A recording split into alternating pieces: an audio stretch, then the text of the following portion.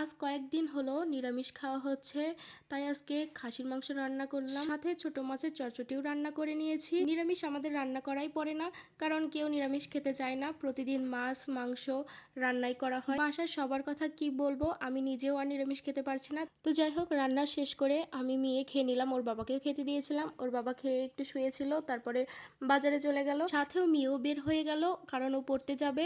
তো এরপরে আমি আমার পুচকুটাকে ঘুম পাড়িয়ে দিয়ে ওর সাথে শুয়ে আমি নিজেও ঘুমিয়ে গিয়েছিলাম। তো ঘুম থেকে উঠে দেখি যে প্রায় সন্ধ্যা হয়ে গেছে। এর মধ্যে মনে হলো আমি তো ছাদে কাপড় শুকাতে দিয়েছিলাম, দেরি না করে মেয়েকে নিয়েই ছাদে গিয়ে কাপড়গুলো তুলে নিয়ে আসলাম। এরপরে বিছানা গুছিয়ে কাপড়গুলো ভাঁজ করে রেখে দিলাম। এরপরে মেয়েও বাসায় চলে আসলো, তো আমি মেয়েকে বললাম যে মা তুমি ফ্রেশ হয়ে সন্ধ্যাটা দিয়ে দাও। আমি ঘরগুলো গুছিয়ে ঝাড়ু দিয়ে ফেললাম। আর মেয়েদেরকে সব কাজ ছোট থেকেই একটু শিখিয়ে রাখা ভালো, কারণ মেয়ে মানুষ বলে কথা, মেয়েদের তো দোষ হয়েই থাকে। তো আমি মনে করি যে আমার সন্তানকে আমি সব কিছু ছোট থেকেই একটু একটু করে শিখিয়ে নিব। আমি আমার মেয়েকে সবসময় একটা কথাই বলি যে আমার কাছে তুমি একটু হলে হেল্প করবে, সমস্যা নাই ওইটা, কিন্তু তুমি গোবিন্দ পূজা এই জিনিসটা তুমি মন দিয়ে শিখবে।